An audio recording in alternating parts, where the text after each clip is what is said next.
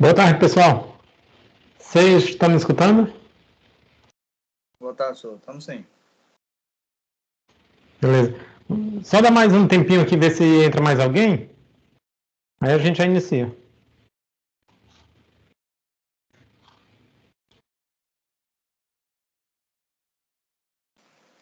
Professor, só perguntar sobre a minha prova. Eu Certo. expliquei lá no chat que questão de segundos não consegui enviar, eu mandei pelo chat. Tranquilo, ali não tem. Tá tranquilo, Fábio. É o que eu disse, até 10 minutos depois, porque é claro que pode acontecer eventualmente a instabilidade da rede, coisas desse tipo. Até 10 minutos depois não tem problema nenhum, não.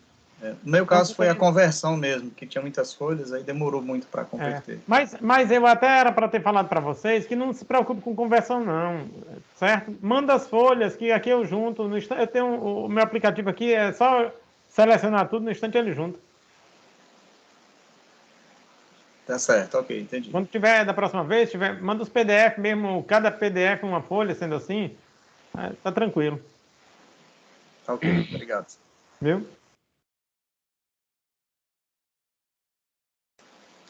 Eu queria fazer uma pergunta técnica agora. Pode ficar à vontade. O pessoal não Já está chegou ainda, gravando, mas de mas qualquer vai forma ficar os gravado. meninos não vão perder. Certo. Com relação àquele fator de 0,86 que a gente aplica sobre a coluna de 3 condutores, né, para fazer a correção de agrupamento, Isso. no caso, sobrecarga do nêutron, né? É. Aí são duas perguntas, na verdade. Esse fator eu aplico quando tiver desbalanceamento de carga ou harmônicos, né, de terceira ordem e seus múltiplos, é isso? Ou um ou outro, não precisa ter os dois Isso, para que eu precise exatamente. aplicar esse fator não, né? Exatamente. Pronto, outra... Os harmônicos. Vamos diferenciar as coisas, Fábio. Os harmônicos, eles podem existir ou não. Você concorda? Concordo, Vai perfeito. depender da carga, né? Então, aqueles fatores lá do anexo F, onde ele é bem claro, ele diz: olha, a partir do momento que você tem acima de 33% de conteúdo harmônico das harmônicas ímpares, como é que você faz essa conta? Você pega todas as ímpares, entendeu? Soma e depois divide pela fundamental. Aí você tem um percentual. Então, se esse percentual começar ele iniciar a sua ultrapassagem de 33%, aí vou ter lá os fatores, entre 33 e 35, e aí vai, você vai ter fator porque provavelmente você vai precisar dimensionar o neutro com uma bitola acima do condutor de fase. Isso é uma coisa. Agora, o desbalanço de carga, ele vai ser inerente. Então, eu diria o seguinte, a partir do momento que você entrou na tua instalação, saiu do QGBT, você já vai conviver com isso, isso daí já vai ser uma máxima para você. Por quê? Porque as cargas, se você está num prédio de múltiplas unidades consumidoras, naturalmente elas vão ser desbalanceadas. Por mais que você divida igualitariamente entre as fases, mas você não tem como controlar a dinâmica dos apartamentos. Então, tem um apartamento que está fechado, tem outro que o camarada trabalha à noite e dorme de dia, e assim vai. Então, naturalmente, você vai ter cargas desbalanceadas. Então, praticamente ao longo de praticamente toda a instalação, você vai ter que fazer esse ajuste do 0,86 para o neutro. Certo, porque minha dúvida é justamente porque eu estou dimensionando o alimentador, né, do PMUC, e aí isso dá uma diferença grande nessa parte de dimensionamento, porque... Mas lá o alimentador do PMUC, aí ele já não vai sofrer com isso, Fábio. E por que, professor? Assim, já que tem um neutro, e o neutro ele é compartilhado com tanto com os apartamentos como do condomínio, assim, por que o neutro não ficaria sobrecarregado nesse caso? É porque é o seguinte, você lembra que tem aquelas 3 premissas para que você dimensione o condutor de neutro igual ao de fase, ou no máximo igual de fase, ou podendo ele ter uma bitola inferior? Lembro. Uma delas diz respeito, Bom, duas delas diz respeito a mais uma questão mecânica, né? Então, se você tem mesma isolação, ele pede que você tenha a mesma isolação, não pode ter isolações distintas, etc. Mas, aí ele diz assim, olha, as cargas, elas devem estar balanceadas. Então, se você fizer o balanceamento, o PEMUC, ele está vendo todas as cargas. Então, se você fizer o balanceamento direitinho, tá certo? Na média, você vai ter um equilíbrio entre as cargas, tá? Agora, claro, cada um tem a sua realidade, entendeu? É possível que você tenha desbalanço ainda assim, mesmo assim tenha desbalanço de carga, tá?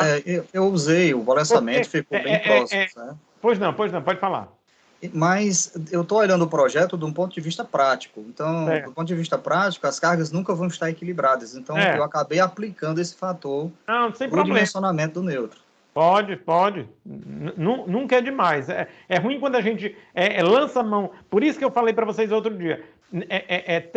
Ter bastante cautela quando for lançar a mão da tabela 48, tá certo? Porque ela, às vezes, o camarada não observa esses detalhes e simplesmente quer dimensionar o neutro com a bitola inferior ao de fase, acaba subdimensionando, né? Sem olhar os pormenores.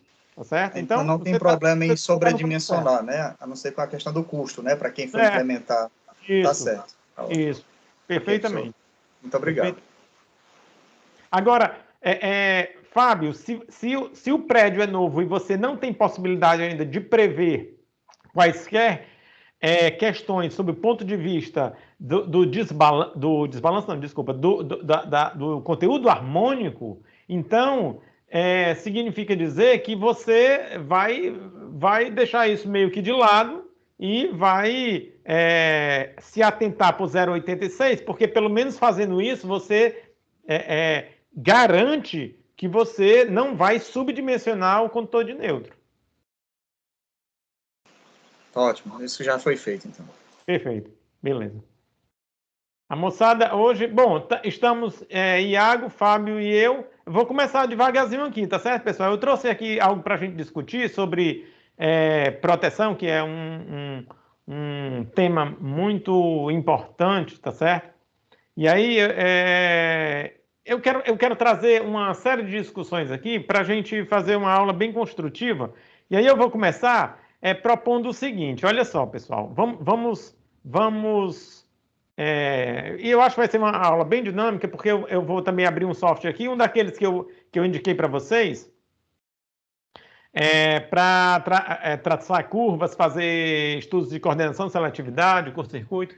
Então, tem umas coisas interessantes aqui que eu vou mostrar para vocês. Então, vamos começar aqui devagarzinho. Vou fazer o seguinte, olha só. Eu vou começar propondo deixa eu primeiro compartilhar a minha tela, porque senão vocês não vão ver o que eu estou... Pronto, que eu planejei. É isso aí. Vocês estão vendo aí o OneNote, né? Exemplos de seletividade, tá vendo isso?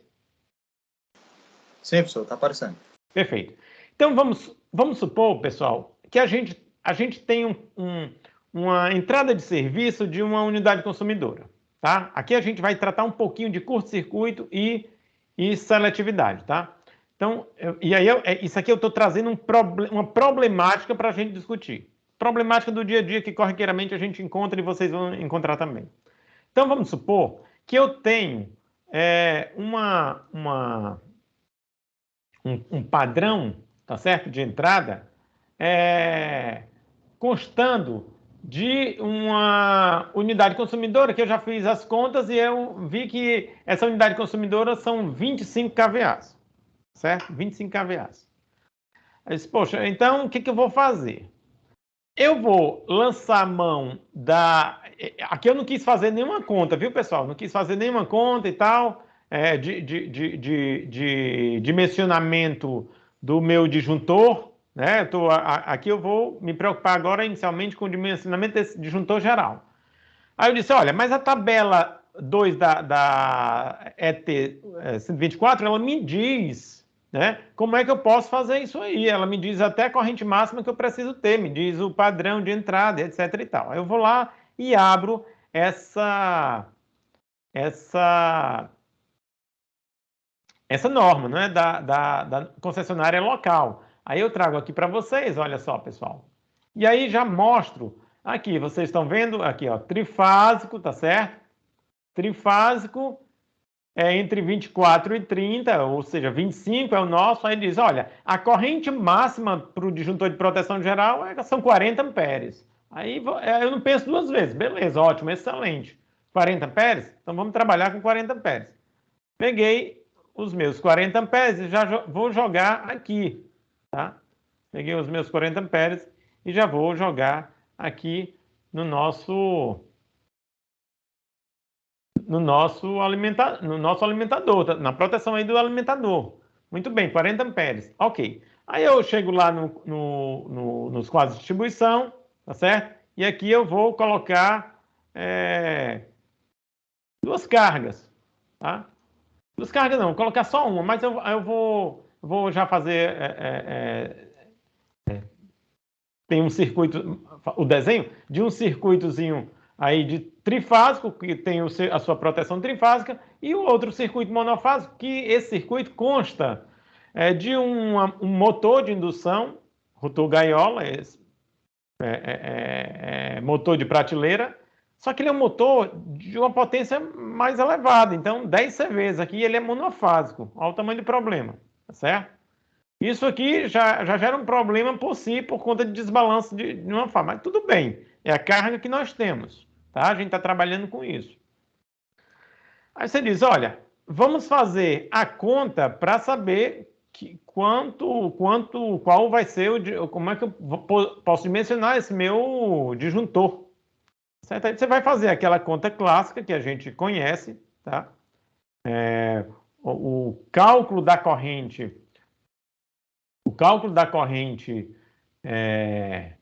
de projeto, ok? Para isso, eu vou lançar mão de uma... Vocês vão observar, pessoal, que eu vou ficar abrindo catálogo o tempo inteiro aqui com vocês, porque essa é uma prática interessante e é uma prática corriqueira nossa, da atividade de engenharia, tá certo, pessoal? Então, vocês precisam também ter, ou começar a adquirir esse hábito. Então, eu tenho aqui, olha só, recorri a um fabricante, tá certo? Motores monofásicos, 10 CVs aqui embaixo, tá? Aí ele diz, olha, para 10 CVs, eu estou interessado em três coisas. Informação de fator de carga, tá certo? Ele não dá nenhuma informação, então vou considerar fator de carga unitário ou 100%, né? Mas eu preciso do rendimento a plena carga e também do fator de potência. Então ele diz, olha, o rendimento a plena carga é 83,9%. Eu vou arredondar para 84%. E o fator de potência é 0,94, a plena carga. Ok, vou trabalhar com esses valores. Então aqui, olha só. Peguei os 10 CVs, fiz a conversão para watt, dividi pelos 220 volts, uma vez se trata de motor monofásico, dividir pelo rendimento, dividir pelo fator de potência, tá certo? Aí cheguei a este valor aqui, que vocês vão ver, que é justamente os 42,4 amperes.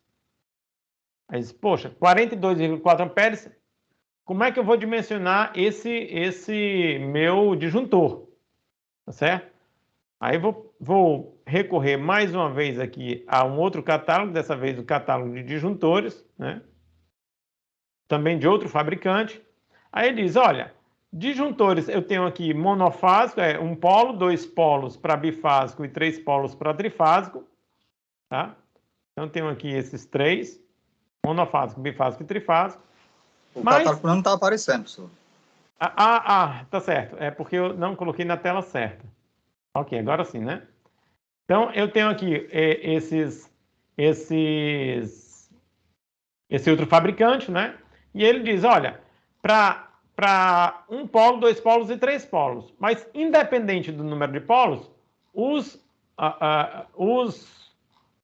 disjuntores, as correntes de disjuntores que eu tenho, as correntes nominais, são essas, para uma corrente de interrupção de 5 kA,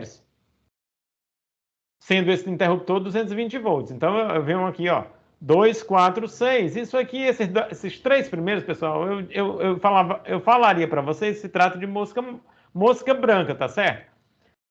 Você procura no mercado e não encontra. Tá? Com muita dificuldade, 10 amperes. 16, qualquer esquina.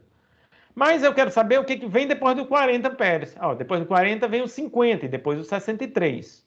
Então, 40, 50 e 63. Muito bem. Então, eu já tenho essa informação. Aí eu disse, olha, não vou pensar duas vezes. Eu vou dimensionar aqui um disjuntor de 50 amperes. Aí lá vem eu aqui com um disjuntor de 50 amperes. Aí quando eu bati o olho no meu diagrama unifilar, pessoal, ficou algo estranho. Vocês não concordam que ficou algo estranho?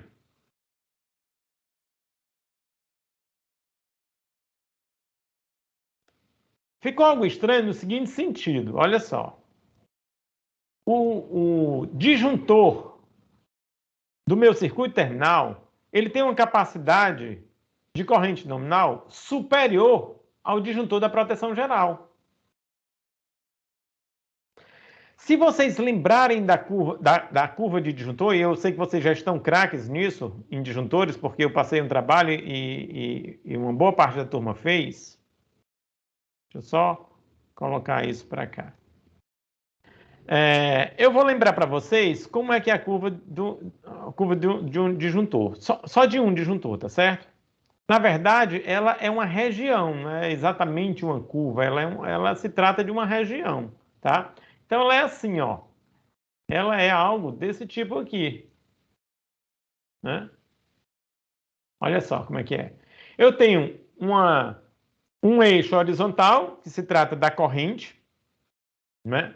Da corrente que está fluindo. E, na verdade, isso aqui são múltiplos, né? Da corrente nominal, tá? Do disjuntor. E eu tenho um eixo vertical que se trata do tempo. Então, é uma curva de tempo inverso, ou seja, quanto maior o tempo, menor, digo melhor, desculpa, quanto maior a corrente, menor o tempo de atuação. Quanto maior o tempo de atuação, menor a corrente. Tá certo? Então, é uma curva de tempo inverso, tá? Significa dizer que se eu tiver um correntão, esse elemento de proteção ele tem que atuar mais rápido do que para uma corrente inferior. Até aí tudo bem. Aí vem os batismos. Olha só. Se essa curva for uma curva tipo C, como está denominado aqui, eu expliquei isso para vocês lá nos vídeos, né? Tá bem explicado isso aí. Significa dizer que eu tenho essa curva, ela vai trabalhar entre dois limites, né? O limite de 5 vezes o valor da corrente nominal do disjuntor e 10 vezes o valor dessa corrente nominal. Professor, para que serve essa região de tolerância? Serve para aquelas cargas onde você tenha uma corrente de rush, motor, basicamente magnético, pessoal. E aí, com exceção, os capacitores, né? O capacitor, ele descarregado, ele é um tanque. Então, ligou, ele vai dar um correntão até ele chegar na sua energia, né? E o motor de indução também. Você vai ter uma corrente de partida altíssima, que pode chegar a 7,5, 8 vezes o valor da corrente nominal desse motor, tá certo? Mas na partida é importante que ele tenha esse correntão, porque depois essa corrente vai diminuir e vai ficar basicamente, se ele tiver sem carga, vai ficar basicamente a corrente de magnetização. Então é importante que o elemento de proteção não atue durante esse processo. Então, por isso que existe essa tolerância, para que não atue. Então, isso aqui seria ótimo para alimentar um motor, para alimentar um circuito de proteção de um motor, por exemplo, tá? Mas existem mais duas informações, tá certo? Nesse gráfico, tá? Uma delas é o que a gente conhece por corrente. Deixa eu selecionar aqui o valor dela. Corrente convencional de não atuação, tá? que é um valor de 1,3 vezes melhor, desculpa, 1,3 vezes o valor, tá bem aqui, certo? Ela diz respeito a esse primeiro ponto aqui em cima, pessoal, tá? Esse primeiro ponto. Eu vou deixar aqui para não atrapalhar muito, mas ela diz respeito a esse primeiro pontinho aqui, esse bem aqui, assim, tá? Deixa eu pegar uma caneta aqui. Verde. Então, ela diz respeito a esse pontinho bem aqui. Então, isso aqui seria a corrente. Pronto. E aí tem um outro pontinho aqui que eu vou já colocar a outra corrente. Vou já batizar. Pois bem. E essa outra aqui, olha só, que eu vou já colocar no gráfico, é a corrente convencional de atuação.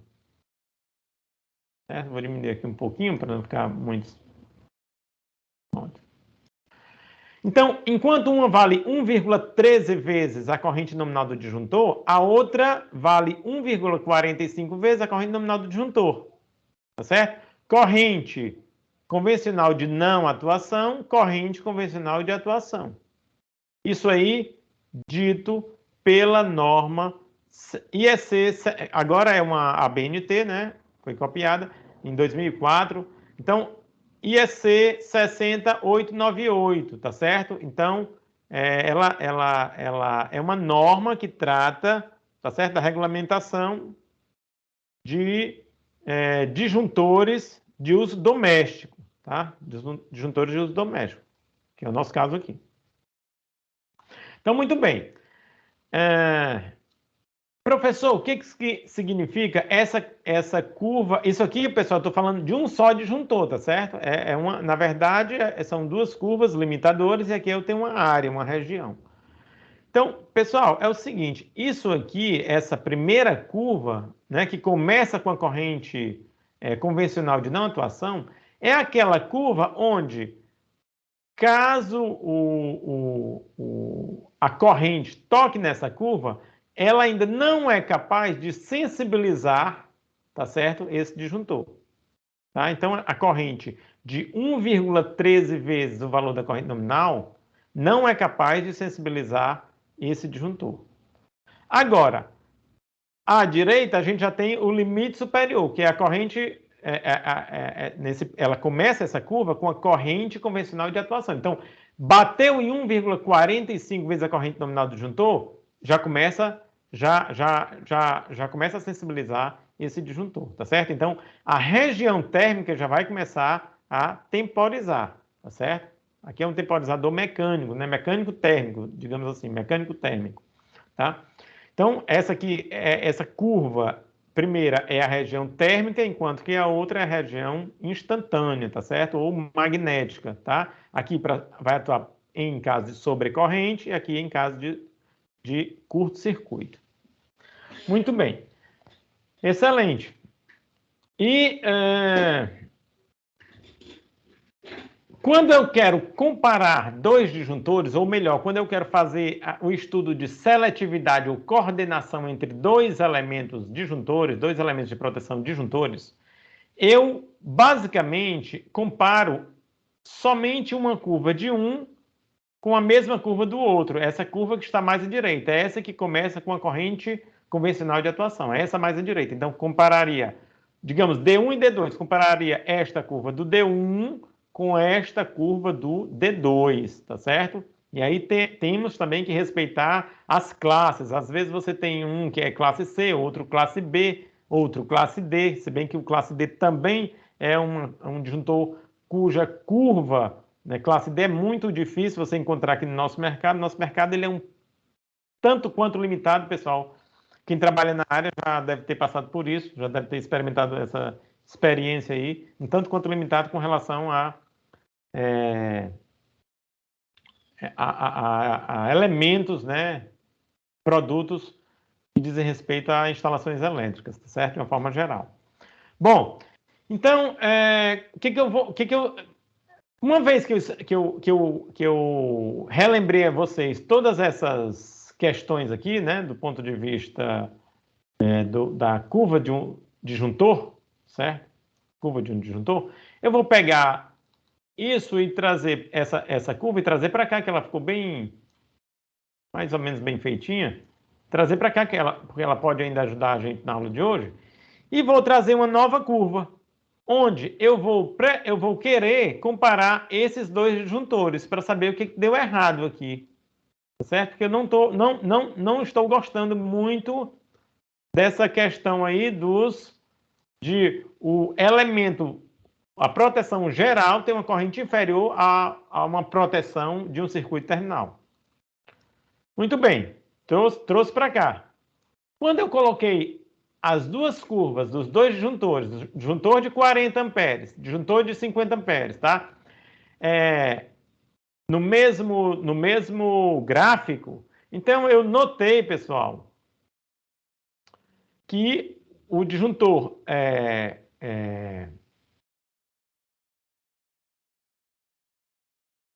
eu notei que o disjuntor de 40 amperes, tá certo? Ele está à esquerda do disjuntor de 50 amperes. Se ele está à esquerda do disjuntor de 50 amperes e houver um problema, digamos, eu tenho aqui uma corrente, eu vou pegar mais uma vez aqui, ó, deixa eu trocar aqui a cor. Pronto, troquei a cor. Eu estou aqui, né, com essa corrente bem aqui, ó, bem aqui assim. Pá, eu estou com essa corrente aqui, nesse momento. Aí essa corrente, ela vem aqui, tal, subiu aqui, ela vai bater bem aqui. Quando ela bater aqui, pessoal, vai começar a sensibilizar o disjuntor de 40 amperes. Ou seja, se eu tiver com um curto-circuito ou uma sobrecarga, aqui no caso é sobrecarga, no circuito terminal do motor, ou mesmo um curto-circuito, certo? No circuito terminal do motor, ok? Bem aqui. Significa dizer que o elemento da proteção geral irá atuar antes do que a proteção que está mais próxima da carga onde aconteceu a falta. E isso está errado, sob o ponto de vista da coordenação da seletividade.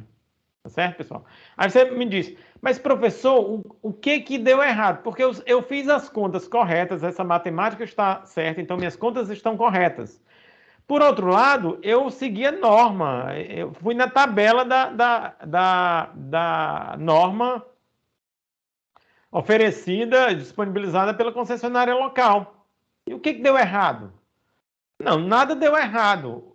A questão é que a norma da concessionária local, ela não leva em consideração a seletividade.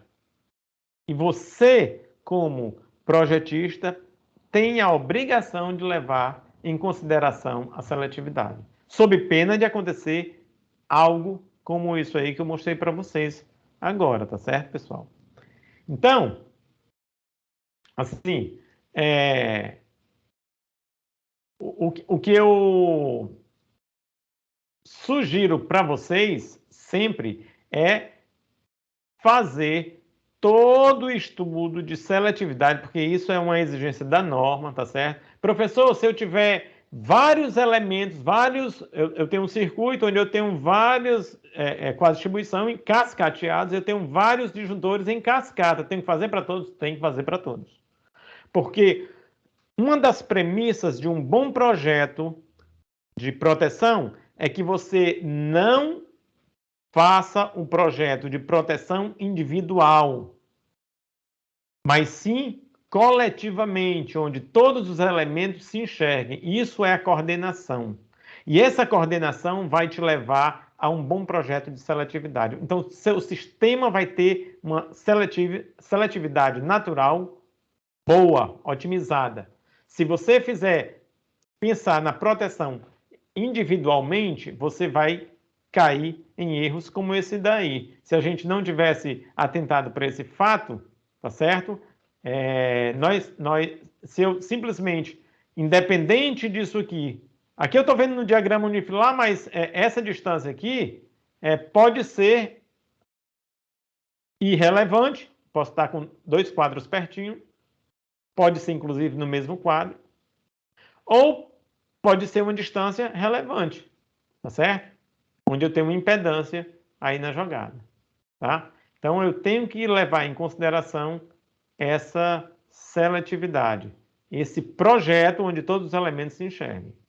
Ok, pessoal? Aí vamos continuar aqui na nossa luta, tá? Ainda não terminou, não. Tem coisa aqui ainda. Aí você diz, puxa vida, eu vou precisar trocar, eu vou precisar trocar o meu elemento de proteção geral. Ou seja, significa dizer que eu não vou poder utilizar esse disjuntor de 40 amperes. Bom, já que eu não vou utilizar esse disjuntor de 40 amperes, qual é o disjuntor que eu irei utilizar aqui? Tá certo? Qual é o disjuntor que eu devo utilizar? Eu lembro da tabela que eu olhei ainda há pouco, do fabricante de disjuntores, que depois do disjuntor de 40 amperes, o que vem é o 50 e logo em seguida o 63. Então, eu vou fazer o seguinte. Eu vou deixar de dúvida e vou simplesmente colocar um disjuntor de 50 amperes. Ok, coloquei um disjuntor de 50 amperes na jogada. Opa, eu tenho agora um disjuntor de 50 amperes na proteção geral, um disjuntor de 50 amperes no circuito terminal. Mais uma vez, a dúvida, certo? A dúvida é um bicho cruel. Mais uma vez, a dúvida. No caso de um curto-circuito, no circuito terminal desse motor, quem é que vai atuar primeiro? A proteção que está mais próxima ou a proteção geral? Mais uma vez a dúvida. Tá certo? Aí você diz, olha, se eu pegar as duas curvas, elas vão se sobrepor. Então, vai ficar pouco conclusivo para mim. A única conclusão que eu posso tirar é que qualquer um dos dois pode atuar. Tá certo? E aí, você para pensar um pouquinho, e aí você ocorre o seguinte. No caso de não haver impedância considerável entre o disjuntor geral e o disjuntor que protege esse motor, ou seja, se a impedância for desprezível, qualquer um dos dois pode operar. Aí vai depender do fabricante, se for o mesmo fabricante, talvez do material, não sei. Aí é ao acaso, tá? Se acontecer 10 curto-circuito nesse motor aí, pode ser que eles fiquem alternando nesta operação. Tá certo? Nessa operação de proteção. Então, um outro caso é se eu tiver uma impedância considerável entre o disjuntor geral e esse quadro de distribuição. Aí sim, essa impedância irá mascarar um pouco esse curto-circuito com relação ao disjuntor geral, porque essa impedância vai diminuir um pouco essa corrente, e o disjuntor que estiver mais próximo vai ser sensibilizado mais rapidamente do que o que estiver mais afastado. Aí a gente pode até cravar em dizer que, no caso de impedância considerável aqui entre os dois disjuntores, o que está mais próximo do motor irá atuar primeiro. Mas é uma incógnita, tá certo? E aí você diz, não, eu vou fazer o seguinte, mais uma vez, não vou querer dormir com essa dúvida, e eu vou passar para o outro disjuntor, o de 63 amperes. Tá vendo aqui? E coloquei o de 63 amperes. Pronto, agora eu vou poder dormir tranquilo. Poxa, mas ainda não posso dormir tranquilo. Aí eu lembrei de um outro detalhe. Um outro detalhe que diz respeito Um outro detalhe que diz respeito ao dimensionamento de disjuntores, essa bendita equação aqui, pessoal. Vou até aumentar aqui um pouquinho o tamanho dela. Essa equação diz o seguinte, olha. A corrente de disjuntor, ela tem que ser maior do que a corrente de projeto. Perfeito. Maior do que a corrente de projeto. Porém, ela tem que ser menor do que a capacidade de condução do cabo.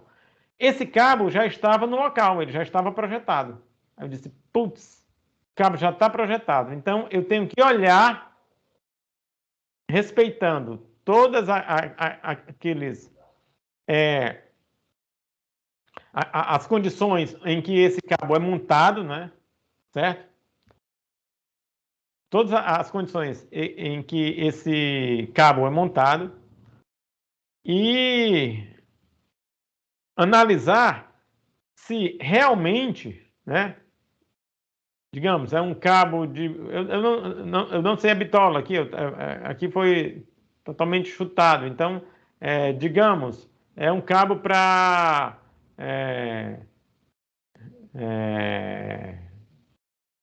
70 amperes, mas se ele tiver numa condição A1, se ele tiver numa condição D, já cai, para agora ele não é mais 70, é 62. Então eu tenho que analisar as condições de montagem, tá certo? Dessa estrutura, desse alimentador, como é que ele está chegando aqui, tá? Então, de acordo com essas condições, ok?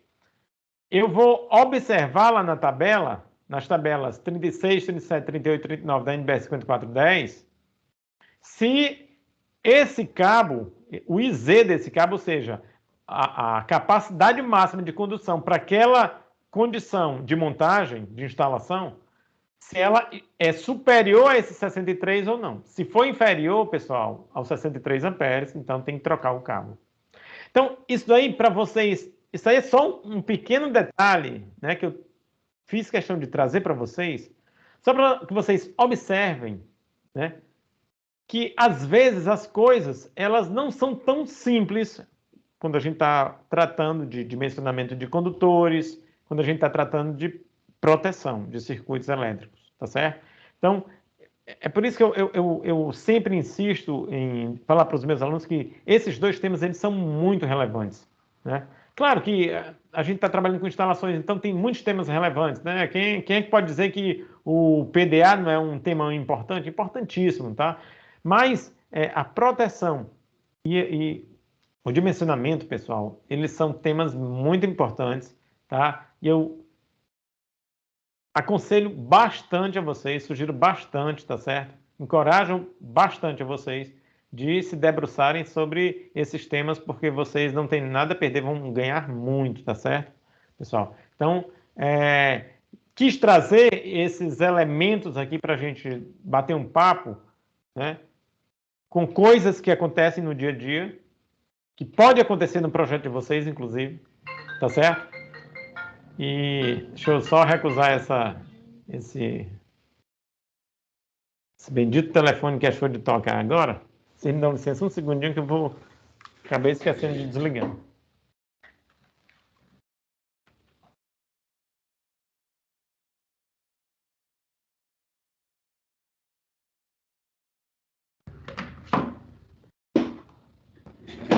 Pois bem, algum comentário de vocês, pessoal? Professor, no Pois caso, o senhor ajustou o disjuntor geral na tentativa de resolver essa questão aí da seletividade, mas isso acaba ferindo a norma, não? Colocando esse 63? Porque lá diz que o disjuntor máximo, acho que é 40, se não me engano. Não, aquela norma ali é uma sugestão, tá certo?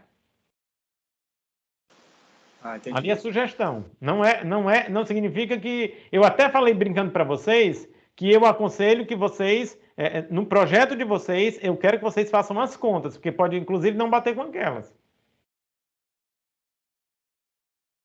Tá? Isso aqui não fere a norma, não, porque a norma, o que vale mais é a norma em caráter federal, que exige a seletividade. A norma da Enel, ela não prevê seletividade.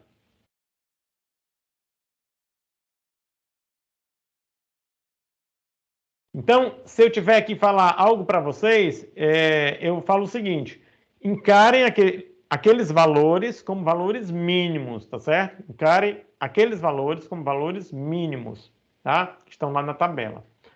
Você não pode dimensionar um disjuntor com um valor inferior àquele. Agora, superior, você pode. Inclusive, porque aquela tabela não leva em consideração a seletividade.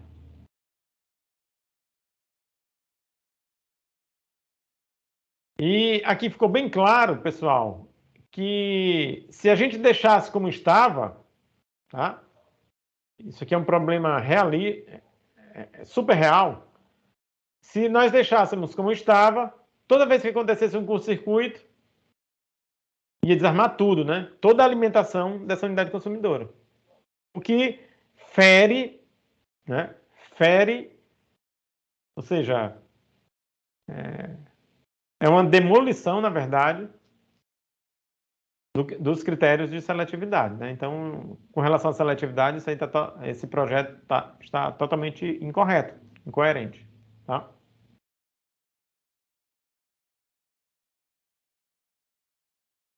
Algum outro comentário, pergunta?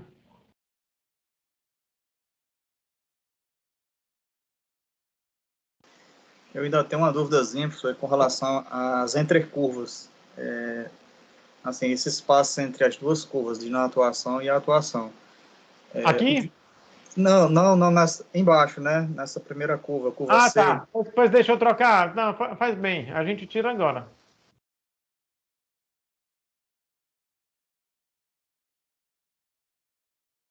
Vem para cá e vou trazer aquela lá para cima. Só para. Isso aqui é a curva de um só disjuntor. Deixa eu só ajustar essa daqui, ô Fábio, senão eu esqueço que é tudo bagunçado. Muito bem. Pode falar. A minha dúvida é bem simples, mas eu acho que a resposta também é simples. A atuação Tá. do disjuntor, ela ocorre entre as curvas, no caso, né? Fora disso... Ela ocorre entre as curvas, não podendo atuar na curva vermelha à esquerda e não podendo ultrapassar a curva vermelha à direita. Tá certo? Agora, a norma, a 60898, ela tem uma tabelinha onde ela diz o seguinte: olha, esse tempo aqui. Você vê que quando a corrente subir aqui, ó, ela tem tudo isso aqui para percorrer para atuar, né? Isso aqui é a região térmica ainda, tá certo? Aí você diz assim: olha, esse tempo aqui, a norma vai te dizer, não é ao bel prazer do fabricante, não. O fabricante vai ter que se adequar. Eu é quem vou dizer os tempos máximos que podem passar até o módulo térmico do disjuntor. Aqui a gente está falando de mini disjuntor, tá certo, pessoal? O módulo térmico do disjuntor atuar. Então eu vou dizer o seguinte: se você estiver trabalhando com disjuntores de até 63 amperes, esse tempo máximo aqui só pode ser 1 hora. Se você estiver trabalhando com disjuntores acima de 63 amperes, esse tempo máximo pode ser de 2 horas. Certo? Eu acho que eu tenho até aqui essa tabela. Deixa eu só ver se eu encontro aqui para mostrar aqui para vocês.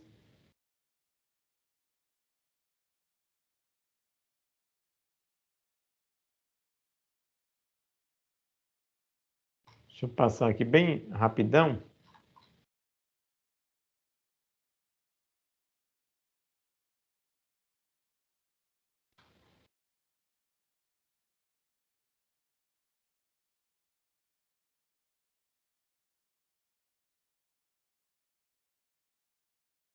Pronto. Acabei de encontrar.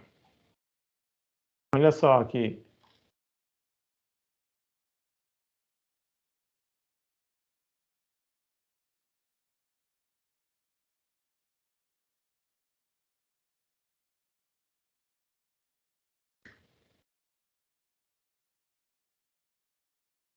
Ok?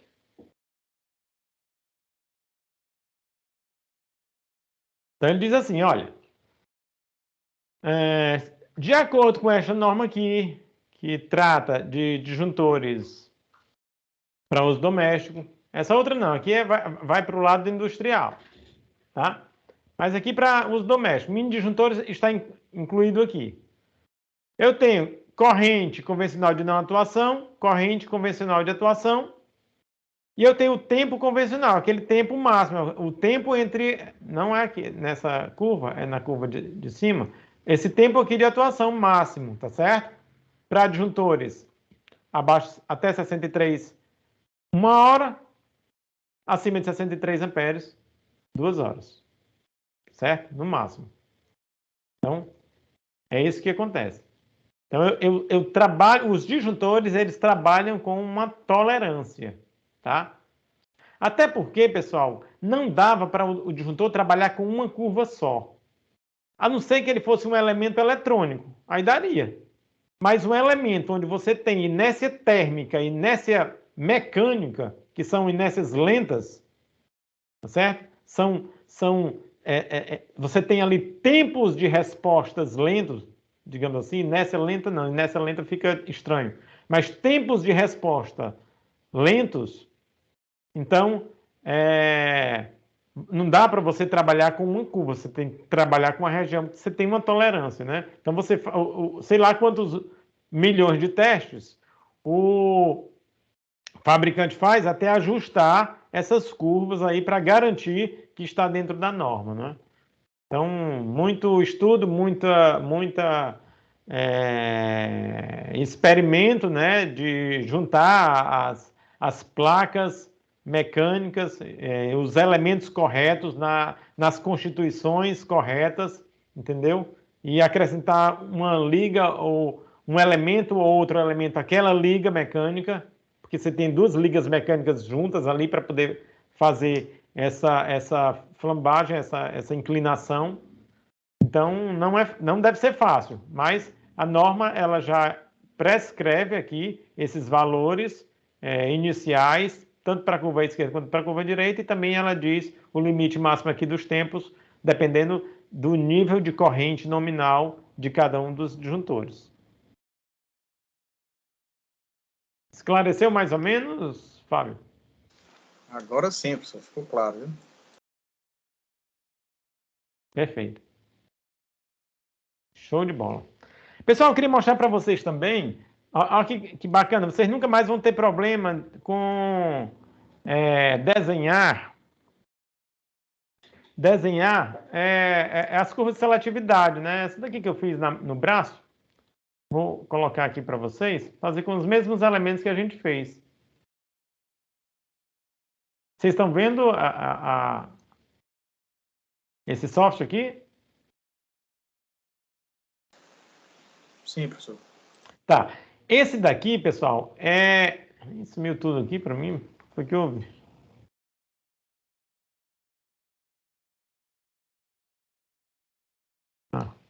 Bom. Esse aqui é o Simares, tá certo? Esse aqui plota só curva o tempo inteiro, tá? Esse software, ele é da Siemens, ok? E aí você pode fazer os seus estudos de seletividade, desenhar plotar suas curvas, melhor dizendo, de seletividade, tá certo? De acordo com os disjuntores que você tem. Então, por exemplo, eu vou aqui na biblioteca. Isso aqui é bem fácil de utilizar. Está na lista aquelas que eu passei para vocês. Depois vocês dão um clique ali e fazem um cadastro muito simples. Baixam, é gratuito, tá certo? E aí ele tem uma biblioteca. Ela, evidentemente que como é do fabricante Siemens, mas isso é natural de todos eles. Ele vai na biblioteca é só elementos da Siemens, do próprio fabricante. Mas você abre aqui, olha só. Aí você tem aqui dispositivos de proteção, média tensão, baixa tensão. A gente está na baixa tensão, já vou selecionar. Aí, mais uma vez, ele tem disjuntores, fusíveis, relé de sobrecarga, soft starter. Mais uma vez aqui, olha só. Disjuntores, tá certo? Disjuntor, mini disjuntores. E aqui nos mini disjuntores eu vou para essa classe aqui. Cliquei aqui, ó, em cima dele, já abre essa janela. Aí eu vou escolher aqui o nível de tensão. No nosso caso, eu vou escolher o disjuntor trifásico, né, 380, então eu vou escolher aqui 400, número de polos 3, tabela C, corrente nominal é aquela que eu tinha no início, 40 amperes, tá certo? Aí aqui eu tenho capacidade de interrupção de curto-circuito, 25 amperes, 25 kA, ok? E corrente nominal dele, 37, carga admissível 37,2, tá? Vou colocar, cliquei no OK. Eu estava na curva errada, tá certo? Então, cliquei aqui, característica de disparo. Então, cliquei aqui no OK, aí já veio o elemento para cá, isso aqui é o código dele, lá no catálogo da Siemens, e está aqui o seu valor, tá? Aqui esse danado, ok? Se vocês observarem, pessoal, eu não sei se está dando para ver, mas está marcando aí I igual a 52,05 amperes, tá certo? E nesse outro está marcando 42 amperes. Então, ele é um elemento de 40 amperes, então é 40 vezes 1,13 e 40,1 vezes 1,45, tá certo? Então, são as correntes de convencional de não atuação e corrente convencional de atuação. Muito bem, então está aqui a curva do danado, é esse aqui. Ele vai atuar aqui em 10 milissegundos para instantaneamente. Isso aqui é o que a norma exige, tá certo? É o mínimo que a norma exige para a atuação instantânea. Por isso que todos eles já vêm condicionados para atuação em 10 milissegundos, tá? Instantâneo. Isso aí vem da norma. Muito bem. Aí eu vou de novo lá e vou colocar o outro elemento, que é o de 50. Aí venho aqui. Abrir aqui de novo. Aí venho aqui, mais uma vez, os disjuntores. Tenho aqui mini disjuntores, tá? E esse camarada. Só que esse agora, ele é um disjuntor monofásico, tá certo? Disjuntor monofásico. Mas é curva C também, corrente nominal é 50 amperes e só. E aí vou dar um clique de novo. Olha só, vocês estão vendo, pessoal? Aqui é o de 50 amperes. Olha só, a corrente dele a corrente convencional de atuação 65 amperes. Deve ser o 50 vezes 1,45, tá certo? Aí deu 65. E aqui a corrente convencional de não atuação, que seria o 50 vezes 1,13. Muito bem. Mas vocês estão vendo que a atuação do laranja, ou seja, do elemento de 40 amperes, tá certo? Vai ocorrer primeiro do que o elemento de 50 amperes. Né? Então, para uma corrente bem aqui, por exemplo, olha só. Corrente aqui atingiu 100 amperes. Aí, pá, bem aqui, ó. Eu sempre vou comparar as curvas mais à direita, tá certo, pessoal? Então, estou comparando essas curvas superiores aqui. E você vai observar que o elemento de 40 amperes está sempre à esquerda. Se ele está sempre à esquerda é porque ele atua antes. Então, ele vai estar atuando antes. Tá? Aqui é a proteção geral e não tem sentido a proteção atuar antes do que a proteção do circuito terminal. Tá? Então, aqui é o que a gente chama de seletividade amperimétrica, né? Então, ela é uma seletividade por corrente, né? Então, tem que atuar antes ou seja, o elemento que está mais próximo do ponto de falha é quem tem que atuar primeiro. Ok? Muito bem. Professor? Pois não. Aproveitando essas curvas aí, me tira uma dúvida.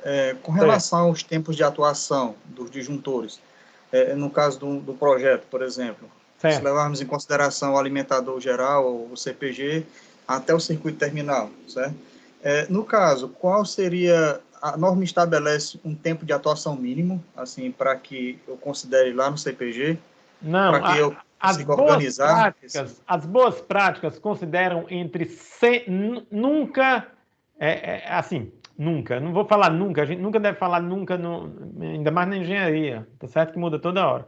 Mas as boas práticas de projeto, Fábio, elas falam ou elas sugerem tempos entre 100 e 400 milissegundos. Beleza? Mas isso para o alimentador geral? Não, é tudo. Tudo. Certo. Você vai fazendo do circuito terminal até em cima, né? Então, de um para o outro, sempre entre esse valor. De um para o outro. Eu estou aqui, eu sou um elemento de proteção do circuito terminal, ou seja, da ponta, né? Então, a proteção, a montante, imediatamente a montante, a mim, eu tenho que guardar para ela, para esta proteção, algo em torno de 100 a 400 milissegundos. Aí eu estou trabalhando com a seletividade cronológica, como se chama, tá certo? Estou garantindo que ele não atua antes de 400 milissegundos, antes de eu atuar, né? Se é para eu atuar e não atuei por algum problema, 400 milissegundos depois ele vai atuar, no máximo. Então, isso aqui, você pode apertar um pouco mais esse tempo, tá? Te dá uma margem de segurança, tá? Tem gente que acha 400 milissegundos um tempo relativamente alto, mas os elementos de proteção usados em baixa tensão, naturalmente, eles não são elementos tão rápidos, né? Se você for, isso aí é o tempo de atuação dele, mas se você for fazer todo o tempo, é igual o carro de Fórmula 1. O cara disse, olha, a equipe Ferrari, ela gasta 2,7 segundos para trocar os 4 pneus. Mas só que para ele desacelerar, gasta 2,7 segundos. Reacelerar, esse tempo total aí de parada é muito superior aos 2,7 segundos somente com relação à troca dos pneus. É uma coisa parecida. Eu levo, sei lá, estou garantindo aqui que eu vou atuar em 400 milissegundos, mas tem tempo de abertura, tem não sei o que, entendeu? Então, todo esse tempo acaba sendo maior do que esses 400 milissegundos. Então, para te falar, assim, uma região entre 100 e 400, tá certo? Então, tem gente que trabalha com 200, tem gente que trabalha com 250, 100, justamente já por levar em consideração esses tempos de abertura de disjuntor, que geralmente é um pouco demorado, né? Sei lá, você tem 50, 80 milissegundos para poder fazer essa abertura. Ok, só mais uma dúvida, professor. Pois não. Para a unidade térmica, o senhor comparou as duas curvas superiores, mas quando se tratar de curto-circuito, leve em consideração as curvas... Nada. Tem que ser instantâneo, tá certo? 0,1, 10, como eu te disse, 10 milissegundos aqui, ó, bem aqui. Então, certo? A curva em laranja irá atuar do ponto de vista de curto-circuito primeiro, né? Também. Também. Né? Porque ela ocorre antes. Ó. Aqui, em um curto-circuito de 200 amperes, eu não vou botar 200 porque está justamente em cima na transição, né? Tá, sei lá, um curto-circuito de 205 amperes, 208 amperes aqui, ele vai acontecer no tempo de 11 milissegundos. No tempo de 11 milissegundos, não. Um tempo de 10 milissegundos. E enquanto que eu precisaria, para sensibilizar o outro disjuntor, de um valor acima dos 250 amperes, né? Então, quando eu passar por esse valor, né, de 200 amperes, esse daqui instantaneamente já vai se sensibilizar e já vai atuar, o módulo magnético dele já vai deslocar o êmbolo, tá certo? E vai fazer a desconexão, o desarme do disjuntor. É porque os fabricantes geralmente estabelecem uma corrente curto-circuito, geralmente de 3 kA, 4,5, 8, que está muito à frente dessa curva aí, né? Que, por exemplo, eu coloco o cursor aí, está 200 e pouco. Por que o disjuntor do fabricante, essa corrente de abertura em curto-circuito é tão alto, assim, se a curva começa tão baixa? Você entendeu a pergunta? Não, peraí, eu acho que você está confundindo, Fábio. Fábio, ali é a capacidade máxima que ele consegue interromper. Máxima. Acima daquilo ali, ele não consegue. Danifica, funde. Ah, entendi. Ok. Entendeu? Na verdade, eu até falei errado para ti, viu? Para vocês, viu, pessoal? Eu fiz a análise toda do lado esquerdo, né? Que é do lado direito. Passei a aula toda dizendo que é do lado direito e fiz a análise do lado esquerdo, né? É o mesmo que eu raciocinei com vocês, somente do lado direito. Então, aqui, aquele valor que eu estava falando em 200, aqui já passa para 385. E o outro, que era 250, já passou para 480. Então, tem uma diferença aí de 100 amperes, né? Na frente, o laranja, entendeu? Então, significa... Deixa eu dizer o que seria. Vamos supor, o Fábio e demais, que aconteceu com um circuito de 1.500 amperes. Esse disjuntor, ele tem capacidade de atuar? Tem. A capacidade dele é 25 kA. Então, 1.500. Professor, em 1.500 é bem aqui. Quem é que atua primeiro? Opa, aqui não, aqui é 10.000 já. 1.500 é 1, 2, 3. 1.500 é bem aqui. Quem é que atua primeiro? Atua primeiro o laranja, porque ele passou rapidamente lá pelo módulo magnético e sensibilizou ele milésimos de segundo antes do outro. Mas se já sensibilizou ele agora, ele já abriu. Se abriu, a corrente já extinguiu. Tá certo? Tá certo, muito obrigado. Mas aquela corrente lá, a outra norma, viu o pessoal? A 474, né? Ela estabelece que ela te dá dois valores para curto-circuito. Aí ele diz assim, olha, a tua capacidade de interrupção de curto-circuito é, digamos, 3 kA. Aí ele te dá um outro valor, que aí vai depender de fabricante para fabricante, como é que chama. Aí ele vai dizer, olha, você pode interromper essa corrente em 4,5 amperes. Aí você tem 3 kA, 4,5 kA. Tá? 3 e 4,5. Professor, qual é a diferença dessas? A diferença é que a interrupção, tá certo? A capacidade de interrupção para a corrente presumida, que é esse 3, esse valor menor, tá? E a outra eu vou dizer a nomenclatura de um fabricante, tá? Capacidade de interrupção máxima. Aí você diz, ó, a capacidade de interrupção de corrente de curto-circuito presumida é 3 kA, capacidade de interrupção de curto-circuito máxima 4,5 kA. Professor, qual a diferença? A diferença é que se eu tiver até esse limite de 3 kA, eu posso usar várias vezes esse disjuntor. Ele vai desarmar, eu rearmo, tiro o problema, evidentemente, ele volta a funcionar. Outro dia, dá um curto-circuito de 2,5, ele desarma de novo. corrige o curto-circuito, rearmo e ele vai ficar operando. Agora, o máximo, ele só atua uma vez e danifica. Ele garante que vai atuar e que vai abrir, mas ele danifica, você não vai poder mais utilizar o elemento de proteção de juntor, tá certo, pessoal? Então tem essas... foi, não foi, você vai ver um fabricante mostrando esses dois valores, aí é só para que vocês já fiquem antenados, tá?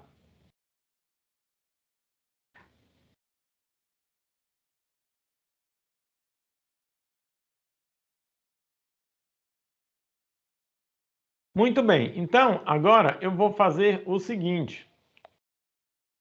Eu vou pegar aqui uma... Eu vou começar com um vídeo legal, aí eu vou pedir que vocês tenham um pouquinho de paciência para assistir esse vídeo.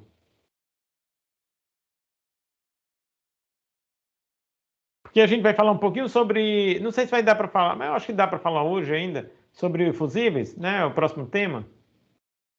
Porque é importante falar de fusíveis, uma vez que vocês podem utilizar bastante, né? Principalmente quem vai... Principalmente porque é bastante comum, pessoal, vocês utilizarem motores, né? Então, você geralmente utiliza fusíveis para proteção do circuito de comando, né? De motores, né?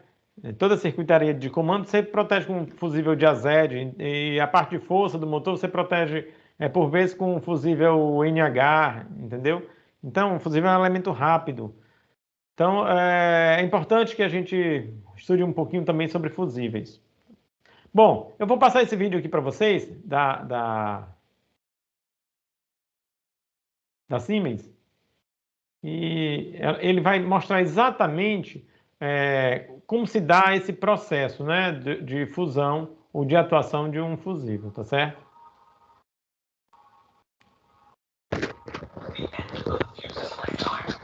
This is not the way it should look.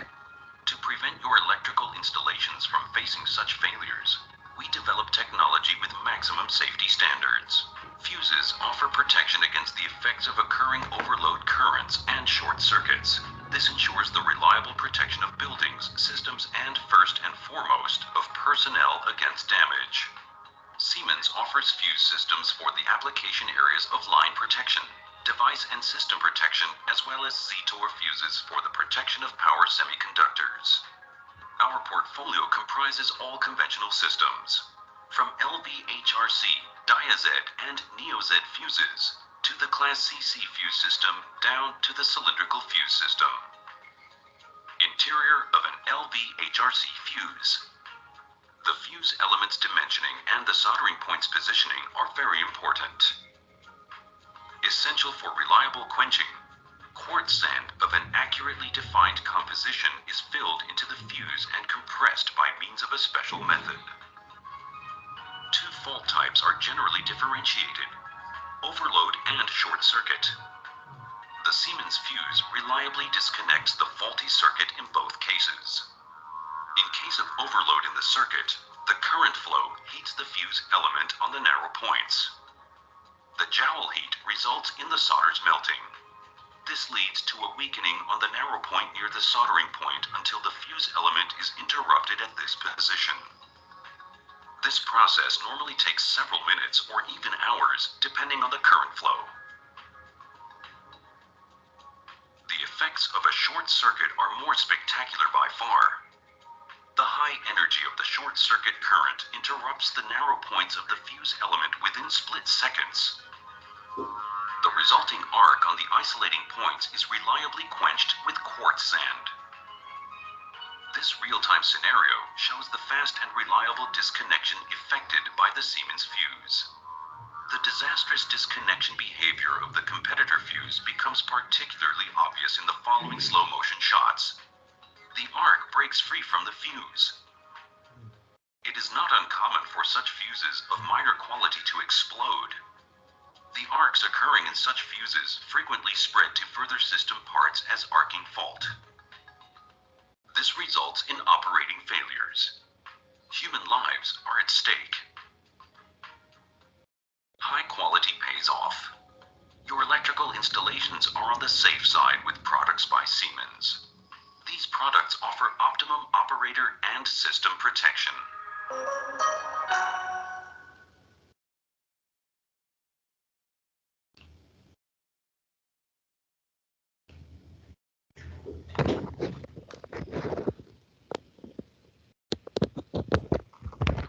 Muito bem. Deixa eu colocar aqui uma...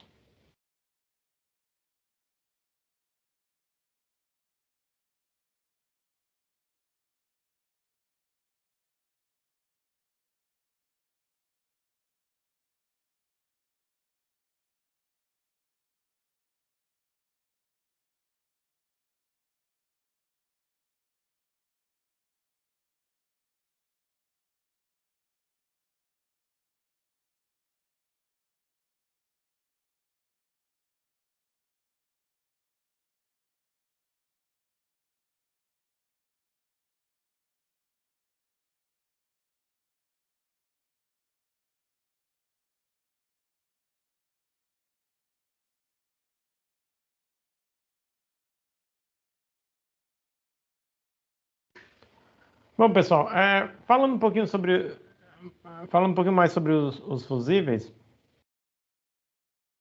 a gente tem aqui o NH e o Diazed, e eles têm uma determinada especificação, tá certo? E essa especificação, você tem duas letras para caracterizar essa especificação do fusível, né? Então, aqui no final, a gente mostra um exemplo, tá certo? Mas essas letras, elas dizem o seguinte. Então, ele tem aqui, inicialmente, né? Você tem aqui a faixa de interrupção, certo? Então, você vai dizer se esse fusível, ele é um fusível apropriado para atuar somente com curto-circuito ou com sobrecarga e curto-circuito, certo? Então, se você tiver a denominação G, então ele pode atuar tanto com sobrecarga quanto para curto-circuito. Se tiver somente a denominação A, ele poderá atuar somente para curto-circuito, tá certo? E a segunda letra, ela vai dizer a categoria de utilização, tá? Tipo de equipamento que esse fusível irá proteger. Então, se você tem L/G, então você tem aqui condutores e uso geral, né? Condutores e uso geral, proteção de motores, M, e fusíveis ultra rápidos, esses para proteção de semicondutores, tá? Claro que esses daqui são muito rápidos, mas às vezes o semicondutor é mais rápido ainda porque é estado sólido, tá certo? Muito bem.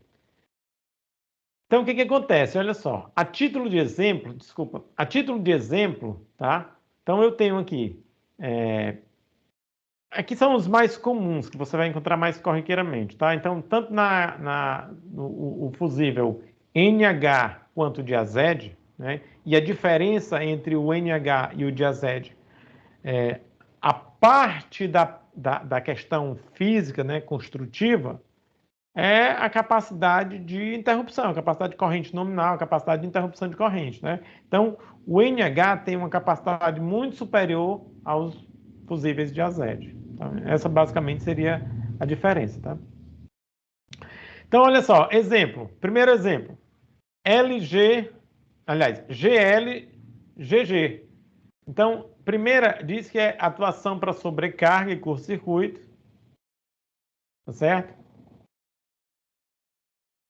E a segunda diz que é proteção de cabos de uso geral.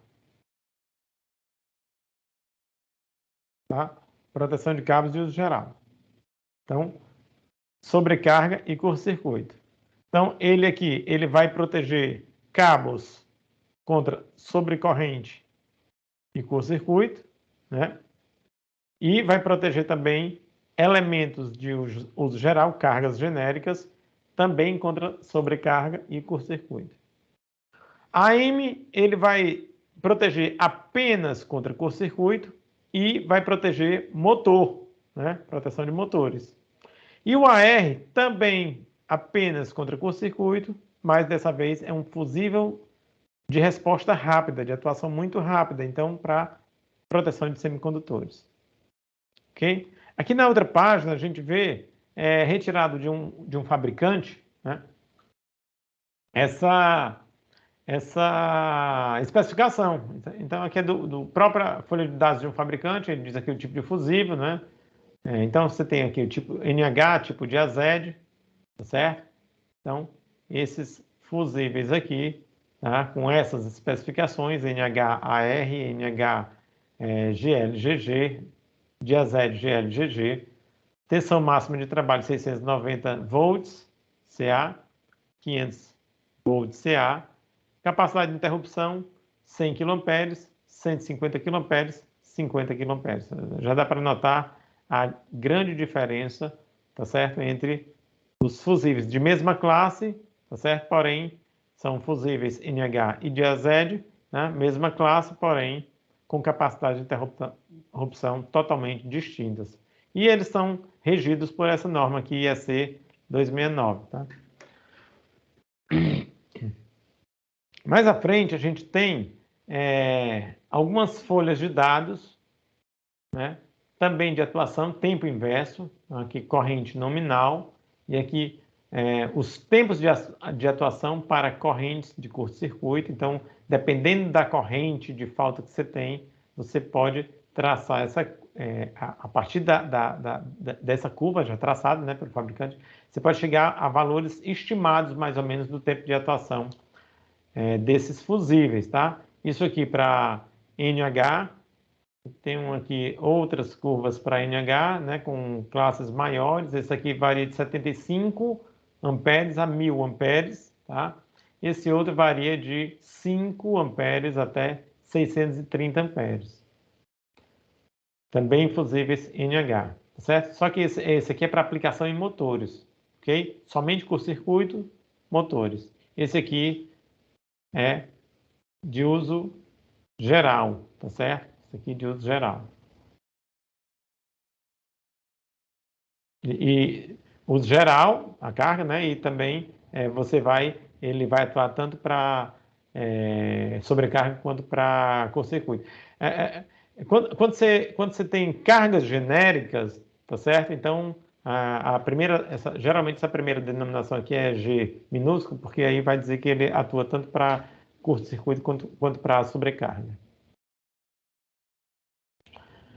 Bom, e aí a gente tem aqui as curvas, né? O tempo de disparo, a corrente, também são curvas de tempo inverso, né? As curvas dos fusíveis, super parecida com as curvas lá do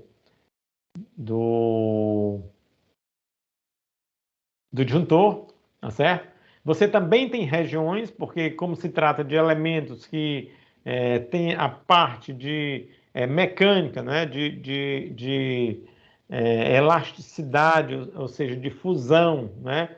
de um elemento mecânico, né? de um metal. Você também tem a questão térmica envolvida, então não tem como você tratar esse elemento somente com uma curva, né? Tem que ser uma região, tá certo?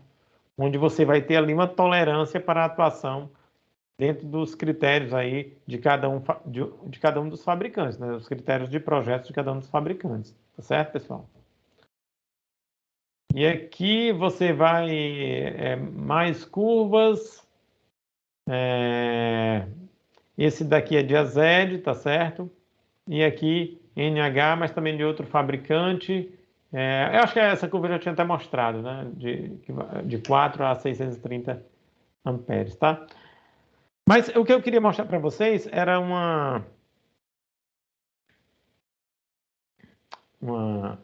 informação bem interessante, né? São duas informações, na verdade, né?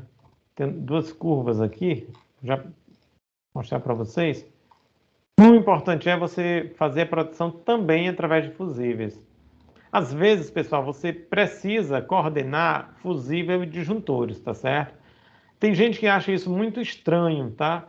Mas é porque depende muito da carga, geralmente, por exemplo, se você está com aplicação, se você tem uma aplicação com motores, é natural você ter no quadro de distribuição, tá certo? Que alimenta aquele motor, um disjuntor. E mais próximo não, e insere com esse disjuntor, tá certo?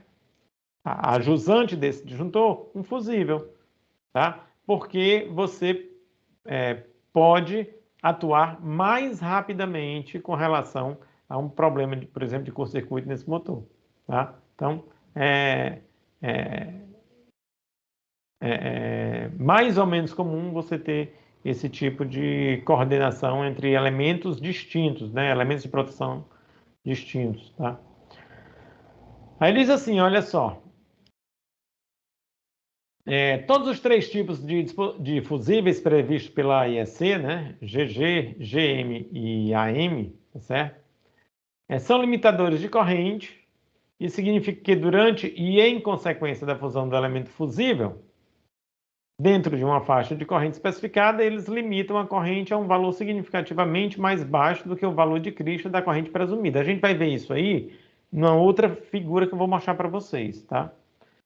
Aí diz, a capacidade de interrupção nominal do fusível, portanto, é baseada no valor eficaz da componente CA da corrente de falta presumida. Então, você tem uma corrente de falta presumida e ele vai se basear nesse valor CA. Deixa eu mostrar para vocês aqui os tipos de curto-circuito, tá?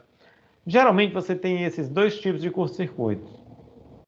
Quando você tem um curto-circuito mais próximo à fonte, você não tem uma impedância, né, considerável entre o curto-circuito e a fonte, né? Então, a corrente é assim, ela aumenta e aí, geralmente, ela é simétrica, totalmente simétrica com relação ao eixo dos tempos. Ou seja, toda a energia do semiciclo positivo é igualzinha à energia do semiciclo negativo. Mas, quando você está longe da fonte, e quase sempre acontece assim, você tem um picotaço aqui, olha só. E aí você tem uma componente CA e uma componente CC também. Essa componente CC, com o tempo, ela extingue e fica somente a componente CA. E depois também é extinta, né? Muito bem. Então, e o que vai caracterizar se essa componente CC é maior, menor, se o tempo dela de extinção é mais curto ou menos curto, é justamente essa relação, tá certo? X sobre R. O que é X sobre R? É a relação que existe entre a fonte e o ponto onde aconteceu o curto-circuito. É a relação X, a reatância desse caminho, sobre R, a resistência também desse caminho. Onde entrarão elementos do condutor, tá certo? Reatância do condutor, resistência do condutor, mas também pode entrar reatância de uma fonte, se você tiver uma máquina síncrona de grande porte, reatância e dispersão dela, resistência dessa máquina também poderão entrar nesse cálculo, tá certo? E aí, essa figura ela destaca justamente o seguinte, olha só, o tempo de fusão de pré-arco, tá? Ele até falou lá no vídeo, falou um pouquinho sobre isso, certo? Então você tem aqui esse TF, aqui é a corrente se estabelecendo, né? A corrente, se o fusível não atua, essa corrente se estabelece como está essa figura bem aqui, tá? Mas, uma vez que o fusível atua, esse tempo aqui, TF, é o tempo onde está ocorrendo a fusão do elemento de proteção, do fusível propriamente dito. Ocorreu a fusão, aí o que vai acontecer é o arco elétrico. Vai haver... Por quê? Porque aquela energia, ela não pode ser extinta instantaneamente. Então, vai acontecer um arco, vai surgir um arco, ou seja, aquela energia é tal que ela vai sensibilizar a atmosfera nas proximidades, né, daqueles dois pontos que agora estão descontínuos, porque houve a fusão. Ela vai ionizar e vai criar um caminho propício para ela, a corrente, os elétrons, eles saltarem, tá certo? Aí ocorre um arco elétrico. Mas o fabricante, ele não ficou de bobeira, né, nem nada, ele já colocou elementos para a extinção do arco. Do jeito que existe a câmara de extinção de arco lá nos disjuntores, né? Aqui nos fusíveis também existe, só que isso aí, né, é feito através de uma câmara, é feito através de um elemento, é a areia de quartzo, compactada. Ela tem um grau de pureza altíssimo e ela é compactada justamente para extinguir esse arco rapidamente. Uma vez que aconteceu o arco, pá, mas ele vai ser extinto rapidamente, só que ele leva um tempo. Então, aqui, uma vez que extinguiu o arco, aqui eu tenho todo esse tempo de fusão todinho e tempo de extinção de arco. Quando eu somo esses dois, eu tenho o tempo de atuação total, né, ou o tempo de interrupção do elemento de proteção, do fusível no caso, tá certo? E ele atua de forma que se ele não estivesse presente, essa corrente rapidamente chegaria a um valor muito elevado. Então eu vou, mais uma vez, mostrar uma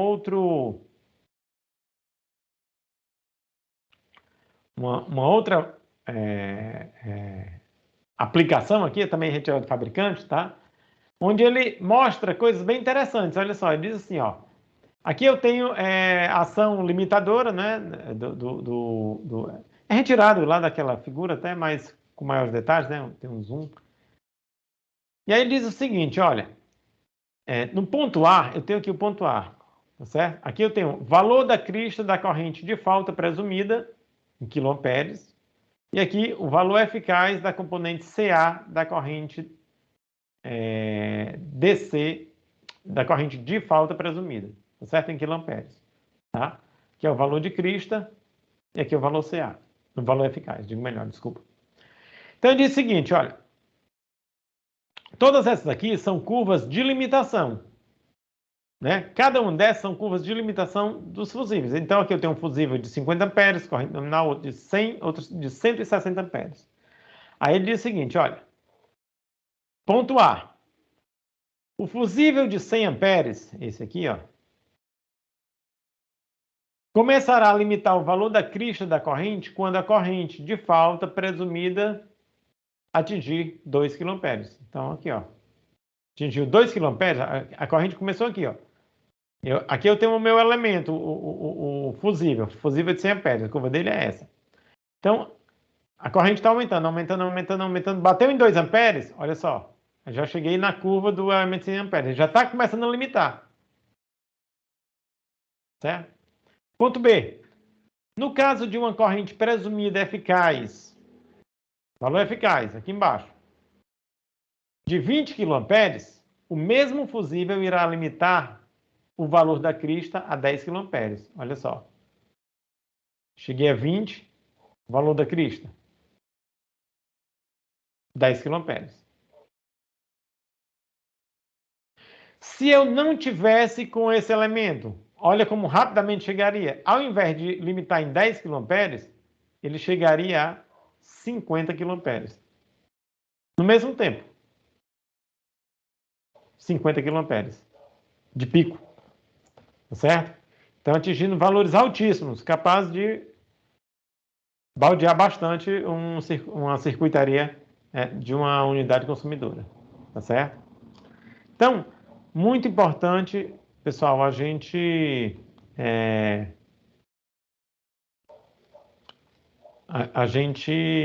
trabalhar com fusível, né?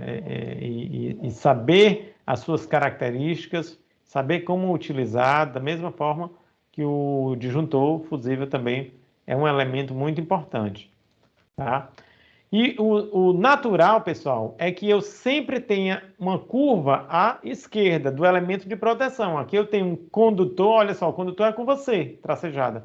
O fusível é a curva F. Eu tenho aqui, olha só, condutor, eu tenho aqui relé térmico, tá certo? Eu tenho chave seccionadora. Então, tem um monte de elementos aqui de proteção. Eu tenho um condutor trifásico e tenho um motor. Então, esse fusível, ele precisa estar o tempo todo à esquerda. Se ele não tiver à esquerda, ele só vai proteger naquelas regiões onde ele estiver à esquerda. Então, por exemplo, para valores de corrente abaixo de I1, o fusível não está protegendo o condutor. Somente para valores à direita ou superiores a I1. Valores inferiores a I1 não está protegendo. Agora, resta saber se esse I1 é um valor crítico ou não. Se for um valor crítico, esse condutor está exposto e esse fusível não está desenvolvendo o seu papel, não está fazendo o seu papel. Ok, pessoal? Então, sempre ter isso na cabeça de que o elemento que protege, ele deve estar mais à esquerda do que todos os outros.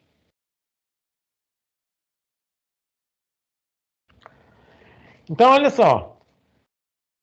A corrente não... Como é que a gente vai, professor, no caso, dimensionar o fusível para a proteção de um motor, por exemplo? Tá? Então, ele diz aqui, olha, você vai pegar e usar a corrente do fusível nunca superior a esse valor aqui. Tá? Que valor é esse? É a corrente de partida do motor. O que é a corrente de partida? Nada mais é do que a corrente nominal multiplicado pela relação entre corrente de partida e corrente nominal, tá certo? Essa relação, eu acho que eu mostrei para vocês nas outras... Deixa eu ver se eu tenho aqui aberto ainda, pessoal. Aqui o fabricante do motor.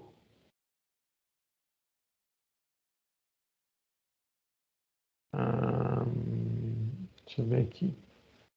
Tem. Então, olha só.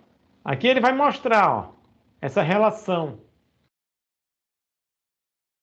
Para aquele, por exemplo, aquele motor de 10K. Essa relação é 8, ó. IP sobre N, tá certo? E por aí vai. 8, 8,5, 7,5, 8,7, 9,1, 8,4, 7, 7,2, 5,5. Mas você tem essa relação, existe essa relação que facilmente você pega do catálogo do fabricante. E aí você multiplica por uma constante. E essa constante, isso tudo aqui é normalizado, tá?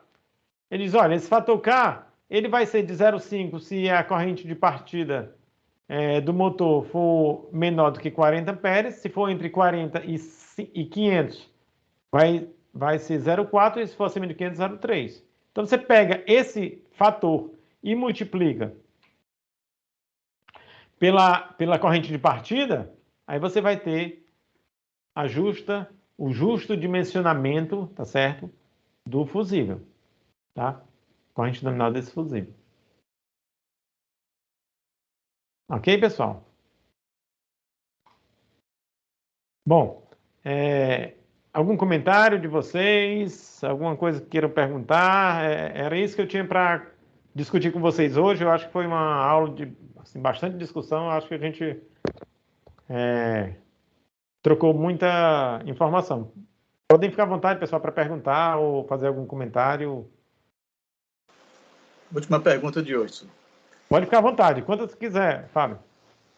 Com relação àquela formulazinha que o senhor forneceu para a gente, para o cálculo da seção nominal de um condutor, baseado no critério de curto-circuito, a gente tem que entrar com dois parâmetros, né?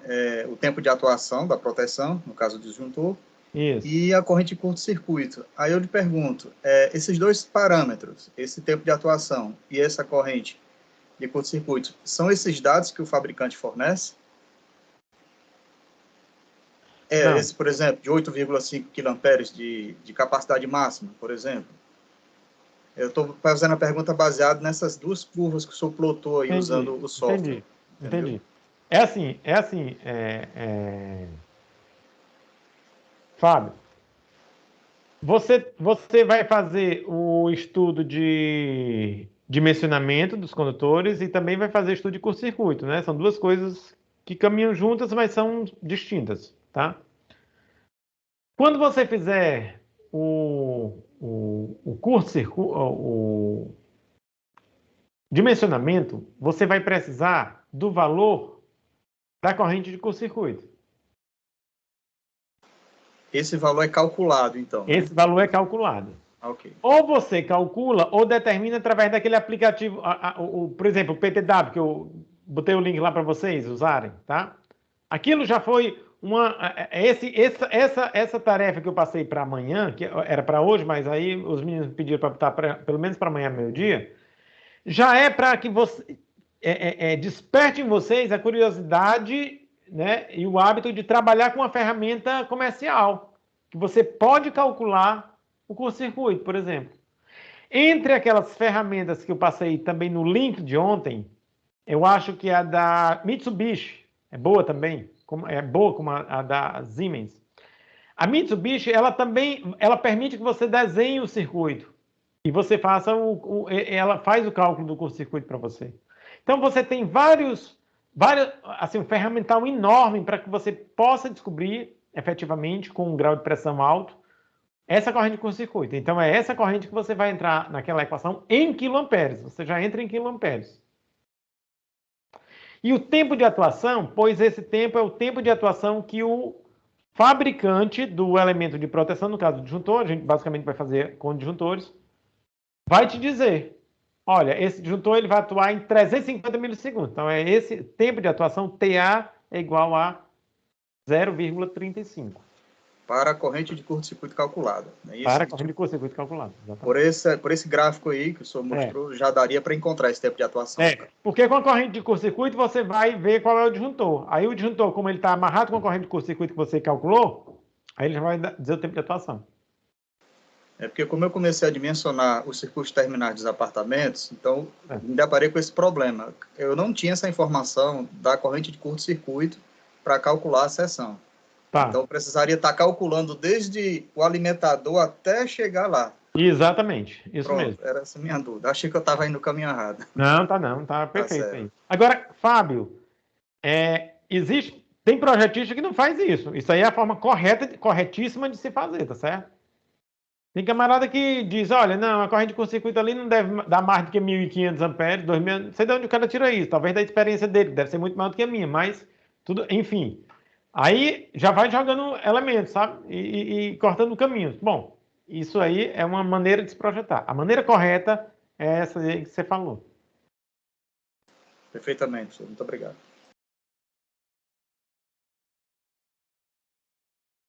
Tudo certo, meu povo? Bom, então eu vou encerrar por aqui, pessoal. Vou para a gravação, tá certo? Da nossa aula de hoje. Deixa eu só... Não sei mais nem onde é que está o Teams aqui. Ah, já está aqui. Parei aqui a gravação. Não, a gravação não. Eu só fico um pouco triste pelo baixo, o baixo comparecimento aqui da turma. O Teams, ele me dá... Toda aula ele manda para mim a crítica, né, que ele faz sobre a frequência. Então, pessoal, nossa turma tem 45 alunos. Não é brincadeira. Estava vindo uma média de 8, 12. E hoje bateu o recorde, foram 4. Então, aí eu sei que é um pouco complicado, esses tempos são cruéis, complicados, mas se é difícil para vocês, também é difícil para mim. Então, a gente tem que fazer um esforço, tá certo? Abissal, para que a gente consiga, porque se a gente perde uma aula de discussão onde vocês podem absorver um pouco da pouca experiência que eu tenho, tá certo? Mas se vocês puderem absorver um pouco dessa pouca experiência que eu tenho, isso daí já é algo que vocês vão guardar para a disciplina e também para a vida profissional de vocês. Mas se não participa, fica complicado, porque mesmo que veja depois a aula, mas não dá para interagir. Essa interação entre aluno-aluno, entre professor-aluno, se perde, né? E o tempo vai passando, infelizmente. Mas, bom, enfim. Então, pessoal, eu vou parar a gravação por aqui e a gente vai conversando, tá certo? Quarta-feira, mais a aula, né, de tirar dúvidas, tá certo? A gente vai tirar, devo falar... Se eu pensar em outra coisa assim mais prática, né, eu posso trazer aqui para a gente dar uma discutida, tá? E coisas da prática que podem ajudar vocês no projeto de proteção de vocês. Mas, se não, a gente vai tirar dúvidas, sei lá, o que vocês tiverem de dúvida e também alguma coisa de cálculo, de curto-circuito, aquilo lá que eu disponibilizei para vocês, certo? Então, bom final de semana aí para todos. Eu vou encerrando a gravação por aqui.